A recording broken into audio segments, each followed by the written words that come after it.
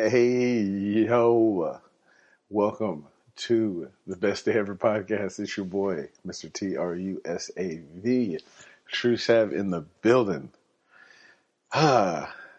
Miss you guys. We finally got everything situated. I'm at the crib. I have the microphone plugged in this time so I can actually hear myself. Finally starting to feel back to health. Finally get over the worst flu I ever had. That was disastrous. As you can tell, I'm rather excited because Christmas has come a little early this year, boys and girls. So, like I told you, I was gonna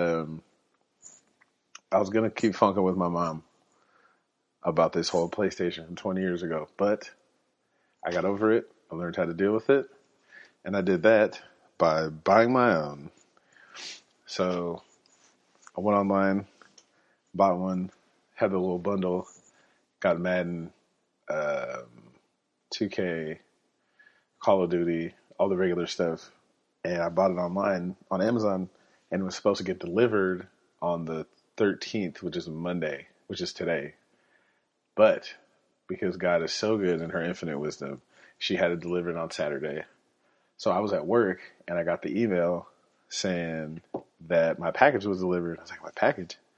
It's like, I don't have anything coming until the 13th. Wrong.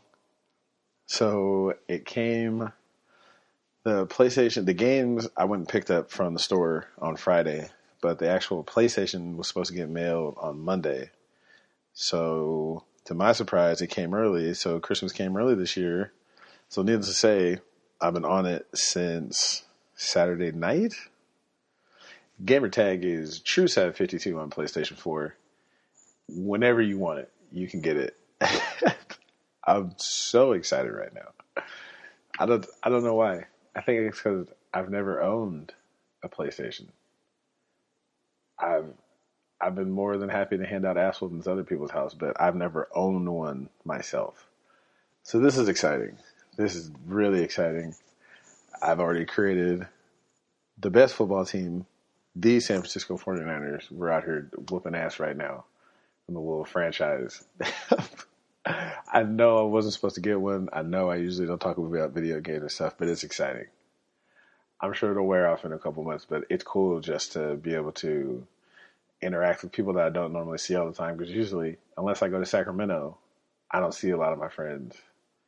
So this has allowed me to talk to them more frequently and hand out a couple ass whoopings. So yeah, man, super excited. And a follow up from last week, I had retired from the gym, and it's opened up a lot more free time, which I haven't done much with but sleep. I don't know why. I figured these last couple of months have been rough, so I need to give myself a little time to relax, get myself together. It's been popping at the Dick Pit, though. It has been popping because now they know that I'm back, that I'm just going to be there so I can focus my attention more on what's going on. And boy, they're wilding. They are absolutely wilding. I had a manager for God knows what reason.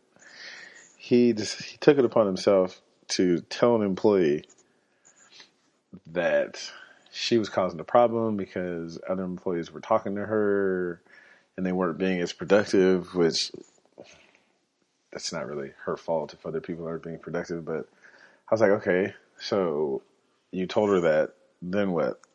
Then he proceeded to tell the employee that the other manager didn't like her. I'm like, well, why would you do that? Like, you can't.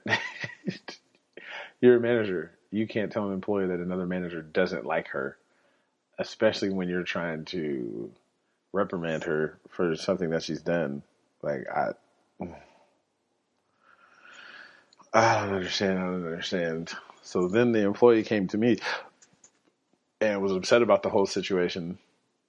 And I was telling him, like, you got to calm down, number one. Like, okay, he said whatever he was going to say. That's fine. But you reacting emotionally to it or saying that you're mad or this, that, and the other, like, that's not going to help. Like, you're only going to make the situation worse. Like, you got to chill out. Like, that's kids, people and their emotions. Like, I, I understand things happen. We get upset or we get sad, but you can't let things dominate your emotions. That's always going to lead to disaster. But I'm going to pause on emotions for a second. It made me that conversation made me actually think about something that another employee had said to me. Of course, she didn't say it in front of other employees because what kind of manager would I be? But she asked me, "Do ugly people know they're ugly?" Which was funny because me and Earnthal James Simpson used to talk about this all the time in high school. Do ugly people know they're ugly? And if ugly people know they're ugly, what do ugly people think of attractive people? Do they think that, oh, that person is attractive and I'm ugly? Do they think that that attractive person is out of their league? Then what happens when two ugly people are dating? I'm sorry, what happens when two ugly people are dating each other? Are they thinking that this is the best I can do? Or are they thinking that this person is really attractive? I don't. I, the only reason why this came up was because we were talking about makeup, and they were asking me if I thought somebody was Drea or Christina so and so or so and so, and I told them, I was like, look, I mean, I'm sure that the women that you named are aesthetically pleasing, or they're slim, or they have the Coke bottle shape and whatnot. But I mean, that just doesn't move me. And they're like, well, what do you mean? And I was like, well, yeah, like that's cool now that you're early 20s, maybe early 30s. Like, yeah, you're fine now. But like, what happens when you're 60, 70, 80? I would prefer to know the person. Like, I need to know that intellectually it's a match. I need to know that we have the same types of morals and values. I was like, what's the point in being with someone who you think is the most attractive person out there if they're dumb or if they lie, if they cheat, if they steal? Like, then what? Well, you're just saying that. It's like, well, what makes you think that? So if such and such superstar came up and tried to talk to you, like, you wouldn't talk to them. I was like, no, that's not what I'm saying. I mean, they're straight for the stroke. Don't get me wrong. Like, they're attractive. Like, they can get it. But I mean, just because you can get it doesn't mean that you're relationship material. Like, there's a lot of fine single people, male and female. So looks don't play that much into it. And of course, this piggybacked off the conversation to do ugly people know they're ugly. So, like I try to tell them, it's like, man, it's beauty is in the eye of the beholder. And while that's old, like, I get it. Like, and then a lot of them are young too, so they're struggling with who they are as a person and what kinds of people find them attractive. And I was like, look, the most, again, it's only speaking for myself, the person that's the most attractive to me is the person that I get along with. Like, it would be nice if I quote unquote only dated bad bitches according to the American standard of beauty, but I mean, that's just not realistic. It's not realistic that this person that everyone is fawning over is going to be a match in terms of morals and standards. So, I mean, I tried to help. And besides that, from my experience, most of the girls who we would deem to be not that attractive get the most play. And, I mean, in all honesty, when I was in high school, most of the girls that were fucking around with the guys that you would deem the most attractive were not that good looking by any stretch of the imagination. I mean, there was the one or two cute ones that were giving up some pussy, but that was to the select few. Most of the chicks that looked like the bottom of my feet were the ones that got the most play because there was no games. There was no, you've got to do this and do that. It was, hey, you're cute. Oh, I am? Yeah, now can me and my 5 friends have sex with you? Sure, okay. I mean, that's just the way it went. Like, I can't think of some specifics, but I don't want to air people out. At Sac City, I do remember this was when, because in high school I didn't really know. I didn't really run in that circle. So I mean, I knew people were getting it in here and there, but I mean, that wasn't really my business. I didn't find out until way later on when people were like, oh, you didn't know so-and-so was doing the Uchi Wally? Ugh, it's not my business. Now, at Sac City, I knew because I was still playing football, so I knew we all hung out with each other. So we all knew the goings on, per se.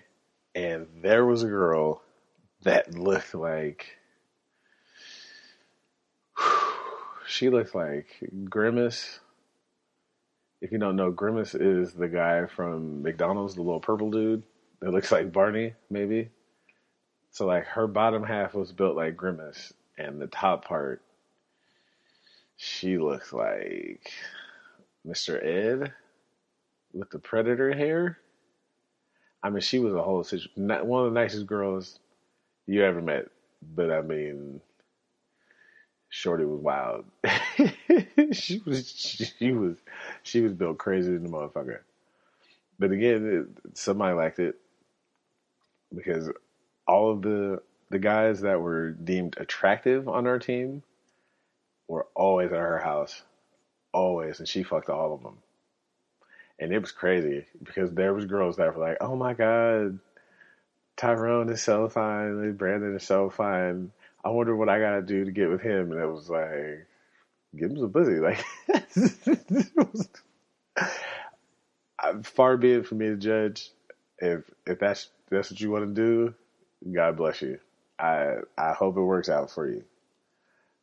But I mean, I wasn't trying to get down that bad. It was, and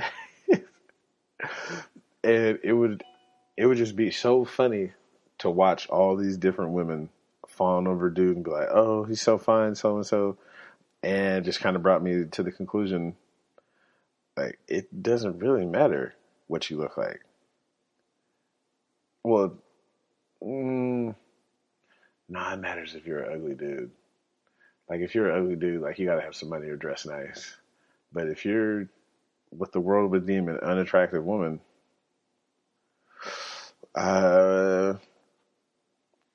it's not really. I mean, once you get out of high school, and really once you get out, it don't even really matter. As long as your lady bits work, ain't nobody tripping. And I didn't want to tell the young ladies I worked with, yeah, you just got to give them some pussy and somebody don't like you. But I mean, you have to have some confidence in yourself. Like, you can't apply other people's standard of beauty to yourself. You have to just know, hey, these are my pros. These are my pros. These are my cons. Like, this is what it is. Okay, I'm kind of tall, or okay, I got a big head, or okay, my feet look like a pterodactyl's feet. So I mean, people will accept it. Guys will accept it as long as you're confident in who you are. We don't really care. I hate to be the one to tell you this, ladies. No guy in the world has ever cared about your fake eyelashes. No guy has ever cared about your nails matching. No guy has ever cared about your outfit not matching. As long as you're into us, we're into you. That's the secret. There is no, oh, I wonder if he's going to notice that I'm not wearing the latest this or the latest that. We're not going to care. I promise you. So hopefully they took heed of my advice and will now go on to the world and be protected members of society. But yeah, man. Like I said, I've gotten caught up on my rest. I'm all excited. The missus goes to her new schedule now. She only has to work 4 days a week with 1 day off, so that's player. I have my weekends back, so we can actually hang out. Oh, another thing we did, relationship goals. For those of you in a relationship, you got to try it out. I think I talked about this before when we did love languages. But every year, to start the year off, we had, I want to say 5, 5, and 5. We had 5 personal goals, 5 relationship goals, and then 5 goals for us together as a couple. So I think mine was like dress better, go to the gym every day. Yeah, we see how that shit worked out. What was it? Dress better, go to the gym. I think it was like communication, stuff like that. I think one of my relationship goals was like listen more, talk less, make sure that I'm understood, something like that. I'd have to look. But yeah, man. Even if you're just by yourself, I would highly recommend making some goals for the year. It doesn't have to be 5. It could be 1, 2, 3, or 4, whatever the case may be. So you can kind of tally where you're at. Because if you just say, oh, I'm going to go to the gym. It's like, well, say like, I want to go to the gym 3 times. Or even like, with me trying, I swear, I be trying to eat right. But the missus would be like, man, I'm trying to tell you, you don't want a little round table? It's like, you know what, round table does sound good. But I'm on it. I'm back out of work. I've only got one job. Oh, it's just I only have one plantation to go to. So I can get back in some sort of schedule with going to the gym and actually cooking when I get home instead of just like having to eat at work because I'm not there. Because that was half of it. Was that it was so much easier to just DoorDash something or grab a thing of Pringles or something or grab some chips and guacamole. Like it was so easy because it's right there.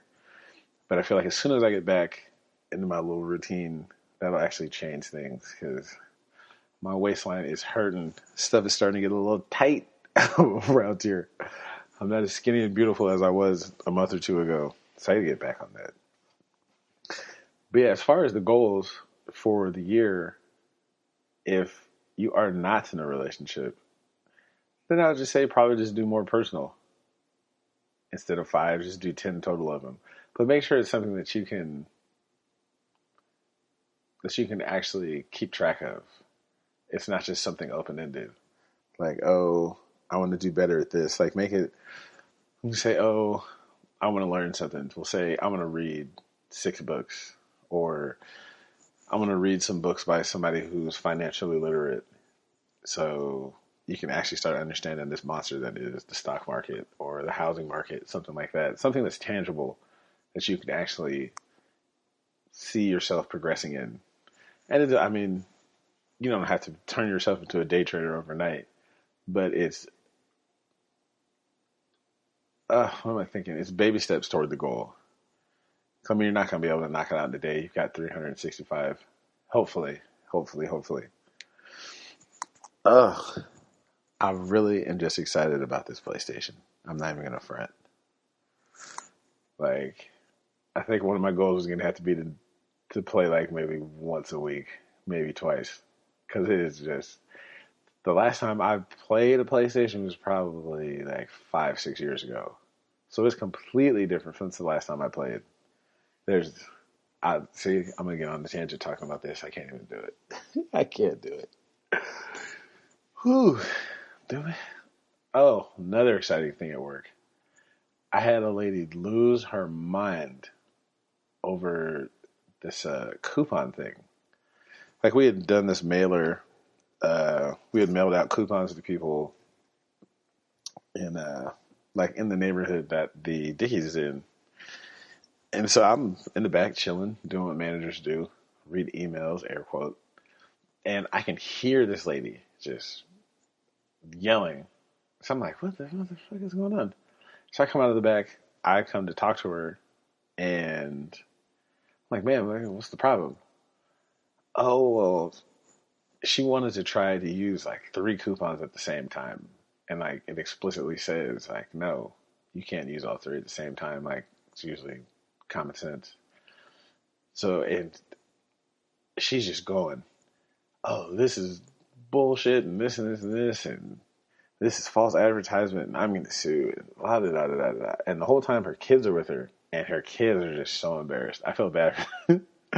They like don't even want to stand by her. They're just like floating by the door and going back and forth. And it's just like, I finally had to calm her down. And it's like, man, look, like, I can't even do it. Like, had she been calm about it and had she tried to talk it out, like, I probably would have gave it to her. It's not that big a deal. It's $20 maybe.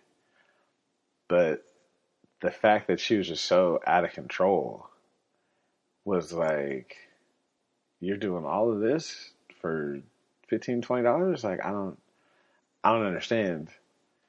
And it's not like it was life or death. It's not like someone had insulted her. It's not like someone just blatantly wasn't going to take the coupon. It was just a misunderstanding coupled with frustration turned into a scene. And so I finally got it under control, got her up out of there. And all of the staff said the same thing. It's like, how can you take people yelling at you like that? And you're just not tripping. And like I always said, it's like, you're not going to put your hands on me. So if it's not going to turn into a fight, I don't see the point in getting upset. Like, there's nothing that she could say to me that will make me want to fight her. Well, not her, but really quick sidebar. There's only been a couple times in my life I ever wanted to fight a woman. One of the times when I was way younger, we were at the club having a good time, and there was this lady that I saw that was probably 6'6", 6'7". So I was like, okay, I see you tall stuff. So I put on my best face, my macaroni face, and I go over there, start talking to her, and before I can even finish my little opening line, she turns to me and pats me on the head and was like, oh, that's so cute. Have a nice night, little man. Now, mind you, I'm 6'2", so it's very rare that there's women that are taller than me. But in that moment, I have never been more upset in my entire life. Like, never, ever, ever, ever, ever, ever, ever, ever, ever. A lesser man would have tried to fight her. I just had to be mad. And I was like, now I understand. Like, I really understand how guys that are under, like, maybe 5'7", 5'8" feel. Because it was like, that was the most disrespectful thing I've ever had happen to me, was her tap me on the top of the head. Have a nice day, little man. Like, not little. But, yeah, man, emotions. It's a little thing that can cause so much problems. And I know, especially, it's weird because most of the problems I've had, or most of the issues that I've run into, aren't with guys being angry. It's women. Like, women are usually the ones who use emotions as a weapon. And what I mean is, guys get angry, don't get me wrong, but usually when guys get angry, it's a fight, and that's it. You fight, it's 2 or 3 minutes, and that's it. Women use emotions in a more pointed way. It's almost like Mean Girls. Like, instead of just being mad and saying F you, okay, let's fight, women break you down and would be like, what? Well, that's why your dad never loves you. And that's why you got big feet and they stink. It's like, oh, shit. Calm down, Pam. Like, you're tripping. It's very strange to me how this plays. And then also it's weird because, like, I'm the number one person. I always tell my wife, it's facts over feelings. Like, she's a very, dare I say, emotional person. Feelings go into decisions more than facts. Where it's like, oh, I like this dress. I want to buy one. And it's like, babe, that dress is like $200. Like, yeah, I get it, you like it, but the fact of the matter is maybe we shouldn't do that right now. But I like it and I want it and it's gonna make me feel. And it's like, yeah, that's not really the best move right now. And I think it plays mostly into gender roles. Like we've learned over time, like men act like this, women act like this, so on and so forth. One thing in particular that I had thought about, especially since we were talking about emotions, is it's not necessarily okay for men to display emotions. And obviously it's okay for men to be angry, but it's never okay for men it's never okay for men to cry. Let's see. I don't think I've ever seen my dad cry.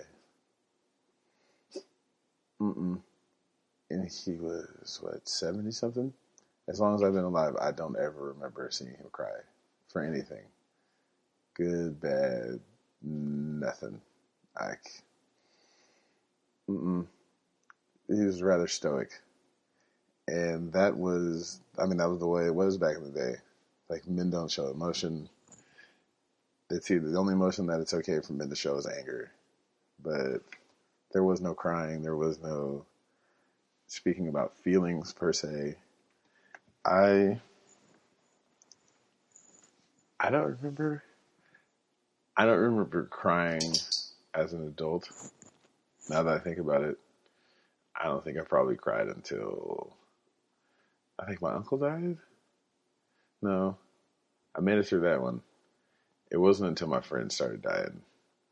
And then even with that, it was only really like at the funeral or unless I had way too much of the sauce, then that's usually when I would bust out and cry. That's usually most guys. They don't get emotional until there's alcohol involved. And it's, I love you, man. And this. But I mean, as I got older, I kind of fell out of it. As a matter of fact, now I cry all the time. It's horrible. I can't, I can't stop. In particular, it's movies. Movies always make me cry now. I used to never cry during movies. Now I can't make it. What was, I guess we can do a pseudo top five. Top five movies that made me cry. Let's see. Oh, number one, by far. Set It Off. Even thinking about it, poor Chloe. When if you haven't seen Set It Off by now, Jesus.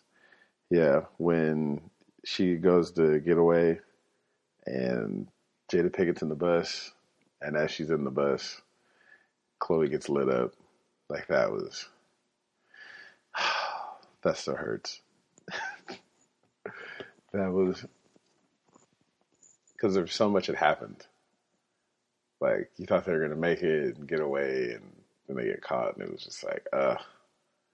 And then I didn't realize that song was in all those memes. Day after day. Let's see.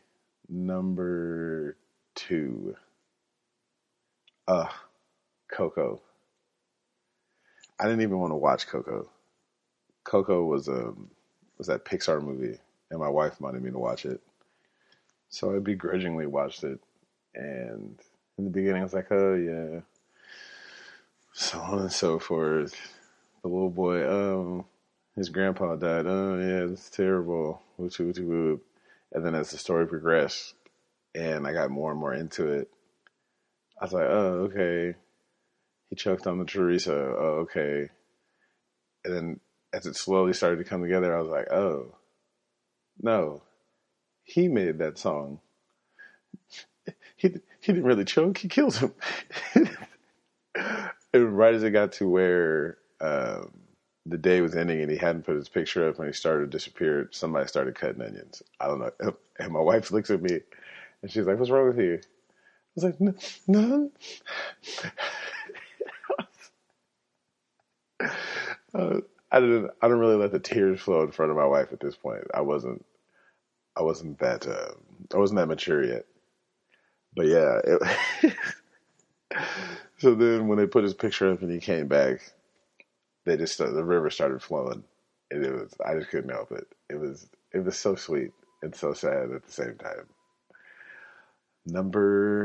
Let's see. Oh, my all time favorite, The Notebook. Ugh,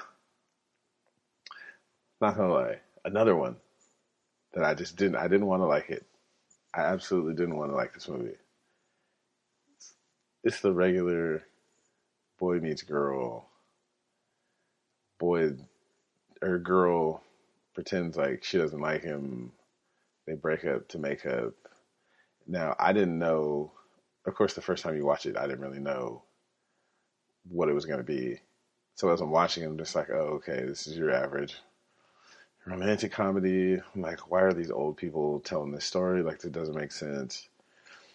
And right as I was starting to lose interest, I feel like the movie could have been a little better, critiquing here, because I hadn't really figured it out until you see the people at the old folks home, and then you see the kids, and they say, "Oh, why is Dad doing that to Mom?" And he says, "Oh, he's trying to make her remember." And at that point, I was like, "Oh, that's why he has the notebook, because he's reading old stories to her." And I kind of teared up, like it was right there. Like had they not said anything and just hit me with it at the very end, like I would have lost it, because at that point I was so emotionally invested. But then when they curled up on the thing and they both died together, I was like, "Oh, that is so sweet." Oh my gosh. Uh, I'm gonna go watch that today. That was a good one. Number 4. Now this movie. I didn't really cry because it was sweet. This was this one took a turn for the worst. Uh, Tyler Perry for Black Girls. Hey, if you haven't seen it, I can't even give away the part that it happens at, because it's so integral to the movie. But there's a scene where the couple is arguing, and nah, I can't even give it away. You got to watch that one. For Black Girls. It's the whole movie is it's about four different women in an apartment complex and what they got going on. I think Felicia Rashad's in it, Jill Scott's in it, Zoe Saldana. It was uh, it was emotionally draining, to say the least. Like there's so many different plot twists and back and forth, but there's a specific scene where I can't even describe it without giving it away. But towards the end of the movie, there's a specific scene that was really tension filled, and then it hits the climax, and I wasn't sad, but like I said, like it wasn't like a Coco or a Notebook moment where it was like, oh, I feel so bad. Like this was like, damn, I feel you. Like that hurt. Like this, ooh, it was more empathy than feeling like, oh, this is a really sweet moment. That one. Then finally, last but not least, makes me cry every time I see it. Doesn't matter. Baby Boy. And I know I'm laughing when I say that, because it's not really that kind of movie, but bear with me.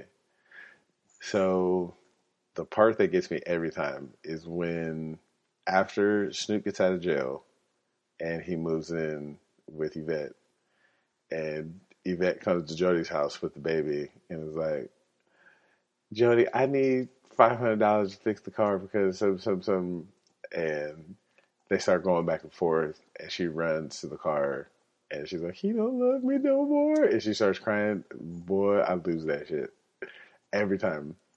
Because, not because of her reaction to what happened, but more so because you can tell that he's upset. So he's trying to pretend like this is actually a perfect example of what I talk about with emotions. He's pretending like he's not really upset at what's going on. So to hide his feelings, he tries to use anger and pretend that he's mad at her for something that he knows she doesn't really have control over. And then her, in telling the truth and being a slight bit emotional, like, what do you mean I didn't tell him to move in? Like, uh, it's, if you've ever been in a long-term relationship, like you've had a moment like that. My man Jody and Yvette, that was as much as I hate that movie for all the stereotypes and whatever. Like, that was actually a pretty good movie. I mean, it was a little raggedy, and it reminds me of Black Ass. Oh, it does. It reminds me of Black Ass Mike. But yeah, Baby Boy, number 5. Then a close honorable mention. The one, no, it's not a movie, but this particular scene gets me every time. It doesn't matter if it's a 10-second meme on Facebook. It doesn't matter if there's a picture of it. A little tear starts to fall every time. It's, oh, sorry. It's the scene in Fresh Prince where his dad leaves and he doesn't know yet, and he's talking to Uncle Phil, and he starts to go on this little monologue.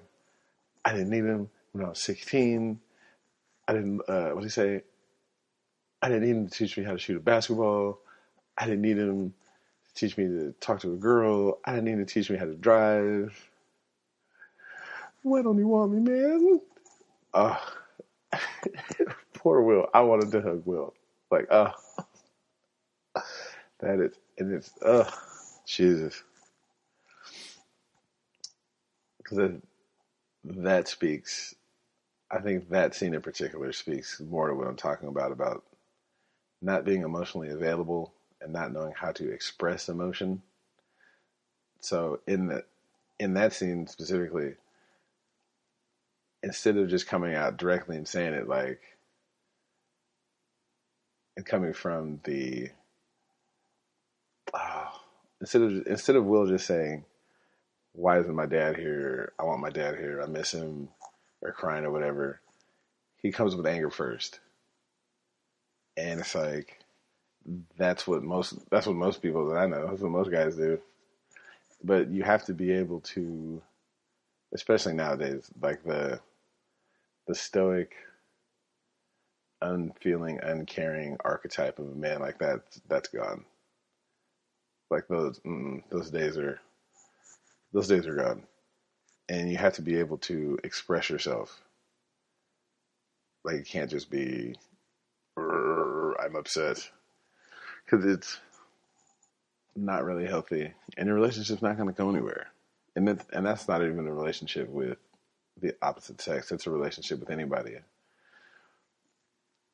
For most of the guys I know, like, it's very hard to get them to express any type of emotion. I'm not going to say that.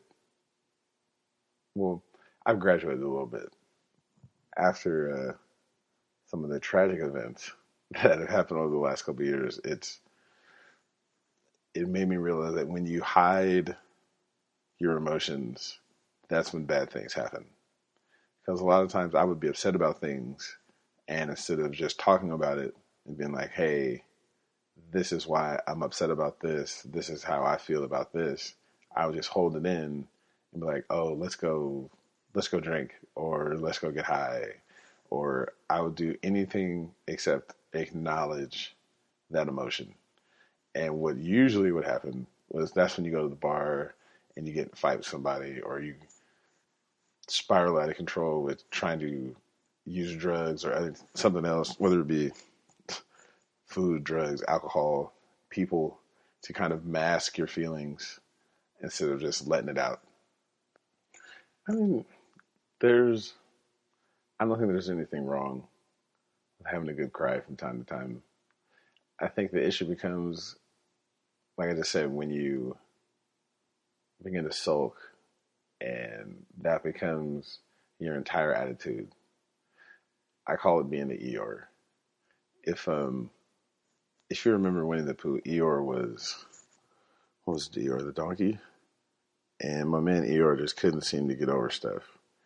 And every time you talk to him, he'll be, "Hi Pooh. Oh, I'm just," and you kind of get into that. It's like, just all right. I'll let you guys know a secret. Sometimes, because it's especially after my friends, my dad started dying, I didn't really understand or know how to deal with my emotions like that. So there would be random times where I would be in the store and I would see some kind of soy sauce or something that he liked, or I would be at a particular food stand or something in Sacramento that one of my friends used to go to, and the floodgates would just open. And people that would see me there would be like, "What is wrong with him? Like, why is he, like, he's just standing there, why is he crying?" Or even in the car, a song comes on, something like that, or a random thought passes through my mind. And at first I thought it was weird. I was like, why am I crying? Like, I don't understand. And what I did realize was that I felt so much better afterwards. Just kind of letting it out, having a good cry, maybe in the shower before I go to work. I mean, I don't dwell on it like I used to. Now I just kind of, okay, that happened. That was over with. And it's made things so much easier. Instead of trying to be this emotional tough guy all the time, it's I feel like it's given me a new range of emotions. Like once you, because it's almost like you're embarrassed to cry, like there's something wrong with it. Like, oh, that makes me, and especially now, because I tell a lot of my friends, like, oh, I cried when I watched this movie, or I cried when I thought about this, or so and so. They're like, he what? I'm like, well, yeah, like there's nothing wrong with it. We all have feelings. Like, again, that old archetype of what a man is supposed to be is slowly dying. And I found that it makes it easier for people to relate to me. Meaning that if I'm telling someone a story and I'm like, oh yeah, I cried when this happened, or there's showing emotion doesn't make you weak. It, in particular, there is a song by the Ghetto Laureate, Andre Hicks, that I think of. There's a line particularly in the song that I think about all the time. It says, but that's the game, homeboy, and every move you make is a gamble. Them swears don't understand, so it takes a nigga like me to explain. I show vengeance, violence, and hatred, cause underneath it's so much pain. I ain't no sissy or no punk, so don't trip when you see me crying. And niggas just hella mad his partner is dead and his folks keep on dying. I live day by day, not giving a fuck, and when they stop and ask me why, I pause for a minute, then I reply, cause life's a bitch and then you die. Bitch! I didn't mean to giggle at the end. But I mean, that sums it up. Like, and I had heard that in like 2002, 2003. And it really kind of spoke to me because it was like, that's why. I mean, he literally explained everything that I just said in 2 bars. Like, I show vengeance, violence, and hatred because underneath there's so much pain. Like, there's so many things that are unfair. There's so many things that are sad. There's so many things that have happened that you want to try to present this facade of being okay. And they said, so because I'm crying, you think I'm a sissy or a punk? Like, no. It's just, life's a bitch and then you die. Which is a rather bleak outlook on things. But I mean, that's how some people feel it. I mean, it's a more it's a stronger version of I can't get yesterday back. I might not get tomorrow. I mean, I didn't really. I said it many times. I didn't really understand what my dad was saying that that horrible Christmas morning. He said, "No one's gonna feel sorry for you. Life's not fair. Like it's never gonna be. There's always gonna be something that's unfair about life. So as long as you're wanting people to feel bad for you, or you don't think that something's fair, like you're just gonna have a hard time.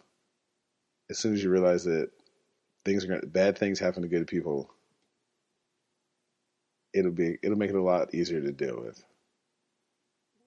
Which is a hard lesson to stomach at the time, but I get it now. And then moving forward, it's something that most people, I should say, I can't even say men, because there's some women that don't cry, that don't really show emotion, because that's what society has taught them. Like emotions are for people that are weak. It's really, I feel like it's emotions and communicating, being able to communicate your feelings. I had a friend in a relationship, and he wasn't able to communicate his feelings. Not necessarily just specific emotions, but just communicating in general. And that did not work out for him. I think him and his girlfriend have been together like 10 years, something like that. Not married, no kids, nothing.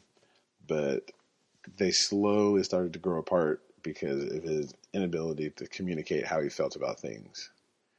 And that was his downfall, was instead of saying, I'm upset with this, I'm upset with that, I don't like when you do this, it turned into, well, I'm just going to go somewhere else.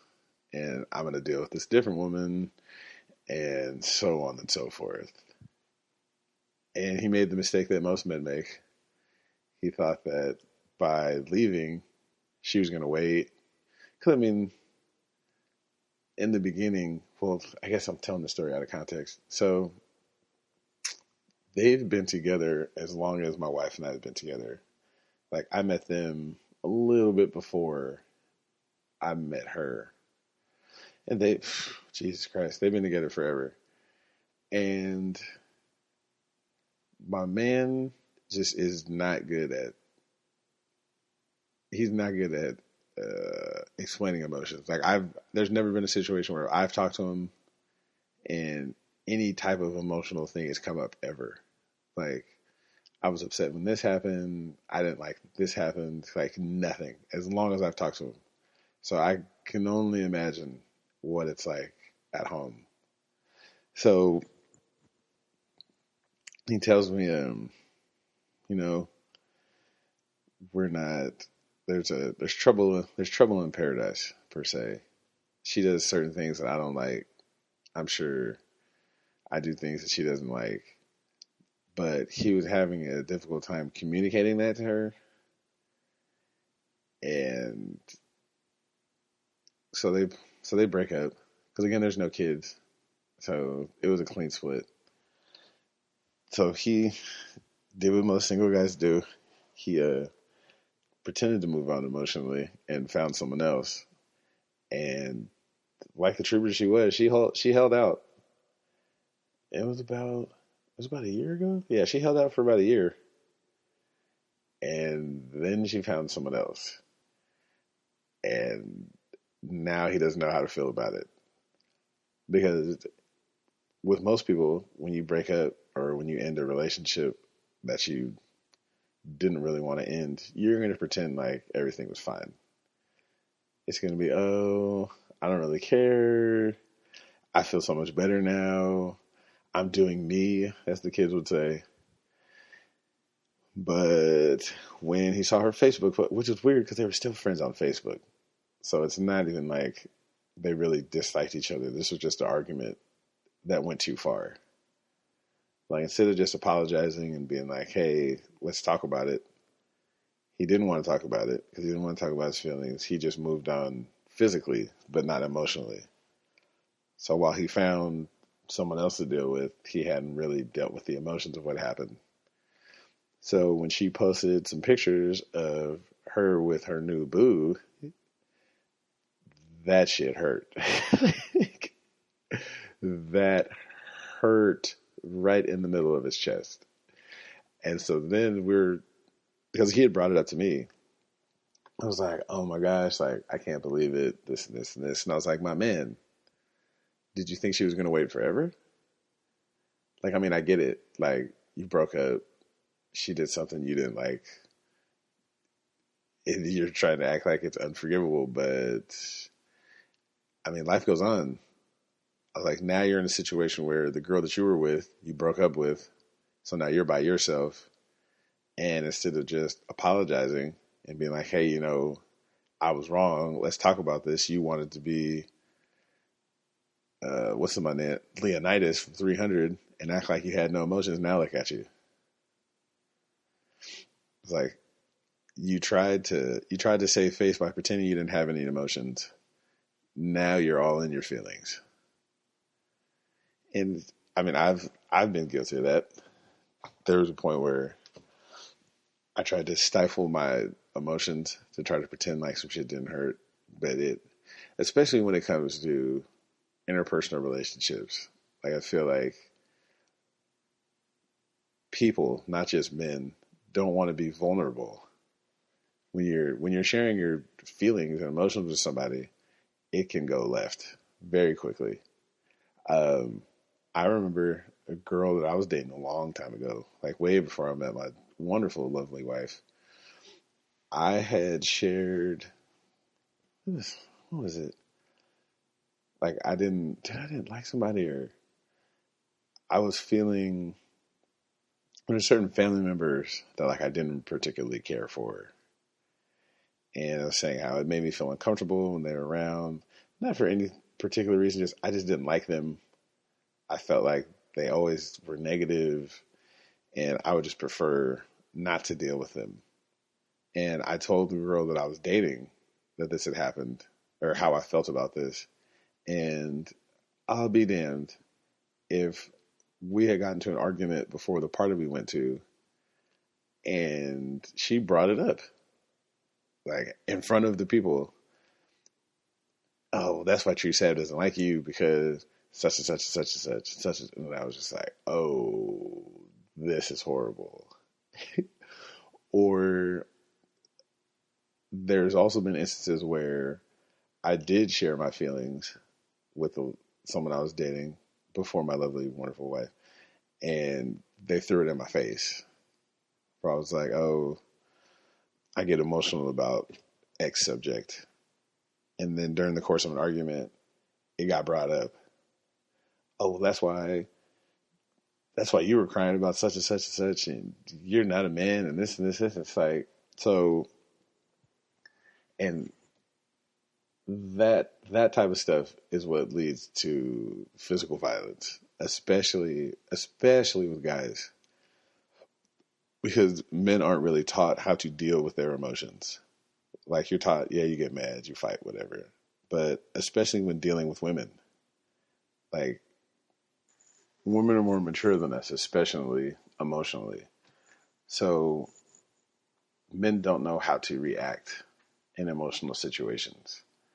They just get angry and want to fight. It's really fascinating, because like the more guys that I talk to, especially, I've got the gift and the curse. It's for some reason, even in regular everyday conversation, people feel the need to overshare with me. Like, someone will come up and we'll be having a conversation, and the next thing I know, they're telling me about why they were upset at their dad for what he did in 6th grade, or why them and their wife get mad every time they see dandelions. And it seems to be a recurring theme, especially with guys over 30 that came from that last generation. Like, they just refuse to express emotion because it feels like it makes them weak. Like, once I give in to emotion, or once I express myself, it's somewhat, well, it makes you more feminine in their eyes. And by feminine, I mean like homosexual. Or it makes you weaker by saying how you feel, or even something as simple as tell another guy you love him. That's I've noticed that one too. That's if you say if you say that to another guy, they get really uncomfortable. Um, and there's something I talked about earlier about men expressing affection for each other earlier. Like in other countries, it's not that big of a deal, but especially over here in the U.S. of A., any sort of expression of love or affection that's non-sexual between two men makes men really uncomfortable. And I think that equates for a lot of misunderstandings, not only within the male-female dynamic, but just between men. Like, there's no real way short of violence to express your emotions with each other. And there's no, air quotes, safe space that you can talk about stuff like that. It, in my drinking days, it seemed that the only time someone would express their emotions or how they felt about something was after you had a few too many. I mean, I'm guilty of it too, so I'm speaking from more experience. But it seemed like you had this tough day. Society says it's society. It's weird. They'll tell you that it's not okay for men to express emotion, but it is okay for you to go get blackout drunk because you don't want to express that emotion. Like that. It was strange. Like, I can't tell you how many times somebody, instead of just being like, hey, I had a rough day, I just need to talk to somebody, or I want to tell you guys what happened, it turned into, hey, let's go get a drink. Hey, let's go get high. And then at some point during said bro huddle, it turns into somebody doing that, oh, and this happened, and I just don't know what to do, and this, and it's. I always thought it was odd. Well, I realize now that it was odd, but back then I just thought it's like, oh, that's what people do. You have a drink and then you let it all out, and then you stop and you just never bring it up again. But that's not the healthiest thing. Especially even when I went to individual counseling, which is amazing. I think I'm going to start going again. Not because it's like regular maintenance on your car. Like you don't take the car to the shop when something's broken. You take it every couple thousand miles so you make sure everything's running right. I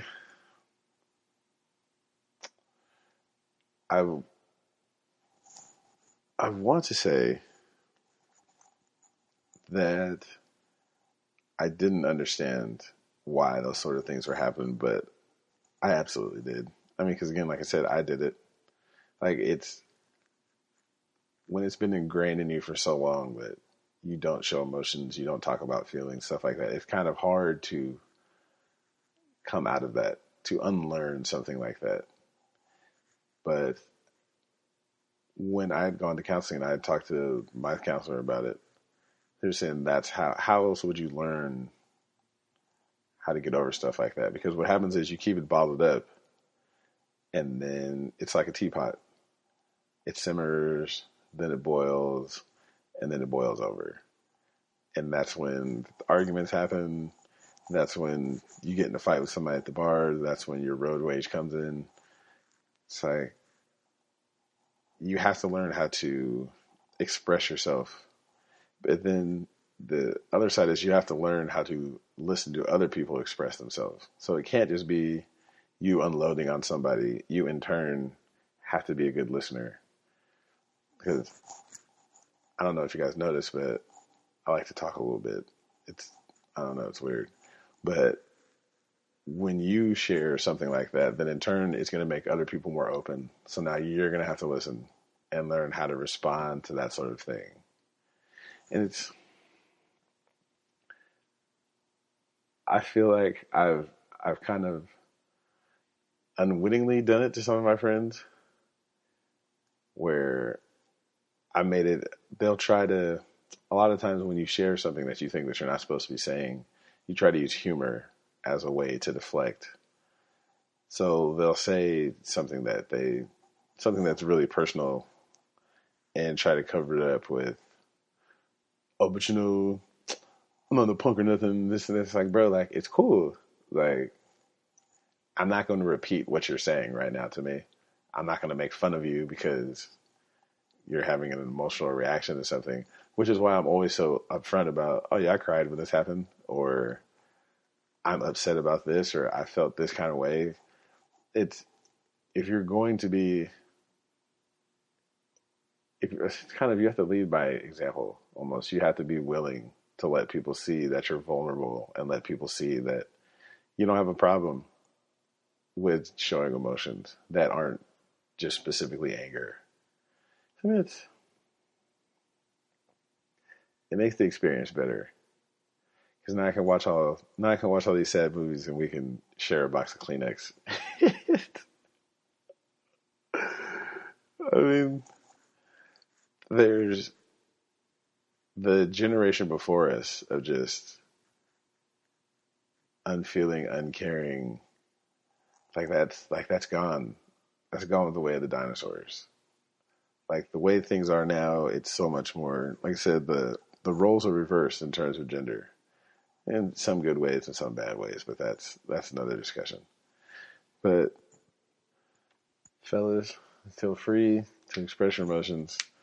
There's nothing wrong with it. I promise you, it'll work out better for you in the long run. It's like my man Jordan Peterson had said, the second step in changing your life is you have to be honest. Because once you're honest, you know that you got the best outcome of any situation. So you'll never look back and be like, oh, well, had I did this, had I did that. It's just another tool to make you feel better about where you're going in this situation called life. It's that, we are out of here. I hate to leave you guys, but I got to. The missus is about to be home in a little bit. Speaking of it, she got to go hang out with a friend of hers, and we were supposed to watch this last episode of Power, but I'm not feeling too good about these last couple episodes. I feel like this is going to be some throwaway stuff from Dallas. I mean, the last episode was absolute garbage, so I'm sure this one is going to be trash too. Let's see. So in summation, guys, it's okay to cry. Get your feelings out. It'll be all right. It'll make your relationships more productive and healthy, I promise. I have so much free time now, guys. I don't know what to do with myself. I absolutely have too much free time. I feel like there's so many hours of the day now, all of a sudden. Oh yeah. Facebook, Twitter, Instagram, Tru Sav. Oh my goodness, I'm forgetting my own stuff. That's how much free time I have now. I don't have to think about going to work. Oh, really quick. So I told 24, yeah, last Saturday, it was my last day. I'm not coming back. And I got an email from my old boss saying, oh, well, if you could just stay for like this last month, that would help us out because we don't have anybody at the counter. And I was like, I paused for a minute and I replied, because life's a bitch and then you die. Bitch, I'm not coming back in there. No, thank you. Like, since we were talking about emotional health, like, sometimes it just feels good to tell somebody, fuck you. Like, nah, I'm not going to do that. Like, there's no better feeling. So we had to end on a positive note. I'm sorry. That just made me feel good. I just thought about that. Tru Sav Comedy, Instagram, Facebook, Twitter, all that good stuff. Questions, comments, concerns, gamer tags, holla at your boy. Best day ever podcast at gmail.com. Anybody can get it. Whatever you want. Call of Duty, Madden 2K, which I almost feel like a bit of a hypocrite because I don't watch sports, so it's really weird trying to play video games that are sports based because I don't know anybody in them. But anybody can get it. Tru Sav 52, all of the above. That is it. Until next time. In the immortal words of, nah, I can't go out on Mac Dre. Uh, I can't get yesterday back. I might not get tomorrow, so that makes today the best day ever. Peace. Tru Sav 52, PlayStation 4, get whooped.